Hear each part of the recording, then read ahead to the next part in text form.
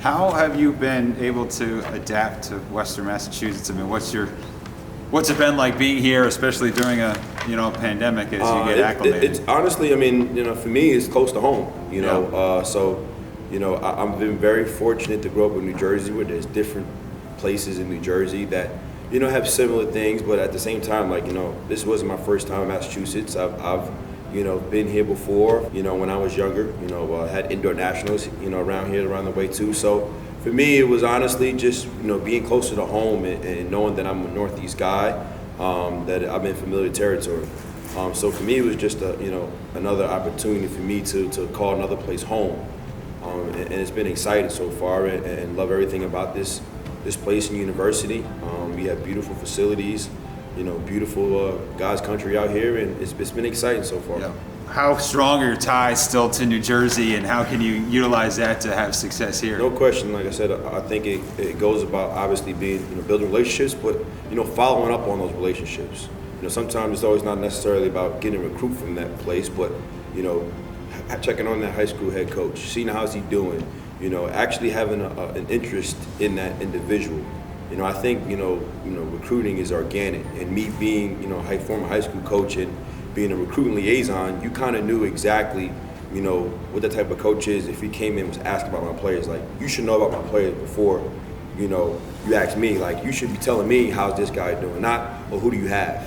Now, to me, that says that you haven't done your homework on our program, especially being, from around the area. So I think, just kind of having a general consensus of who they have, first and foremost, and again, just, frequently checking in on them, not just asking about their players, writing to them just if you was right to recruit. That to me is just as important, if not more, than that, because again, in the Northeast and definitely New Jersey, a lot of these high school head coaches have taken on a father figure role for some of these young men, and you need to be able to have a strong relationship with them.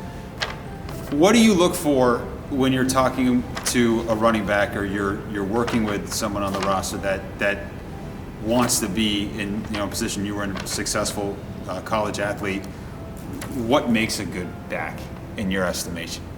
I mean, at the end of the day, it comes down to being a competitor, right? Like, the one thing I've been able to seek out, mentorship from some of the other guys is you'll find backs from all different shapes and sizes. And this guy's a little bit shorter than that guy, but he's quick twitchy, he's faster than this person. Or this guy's, bigger, he can't run as fast, but he can run people over. Is that guy a competitor? That's what it comes down to. Is he a competitor, and does he love the game? Yeah. Those are probably the most main two things that I look for, and when I establish a relationship with them, is, do you love football? Because if you love football, you'll do anything it takes to get there.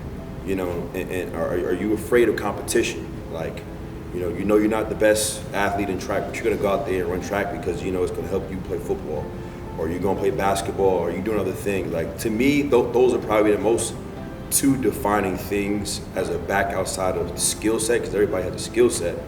But you can get that guy who isn't a 4.4 kid to have just as much success if he's a competitor, right? If he's going to put the extra work in, does he love the game? And I think all those things tie into not only just that, he's not an issue in the classroom. He's a great high character kid. You don't have to worry about those things, so that means you can coach him harder, because you don't have to spend as much time off the field doing those things. And those are probably I would say the most main two things.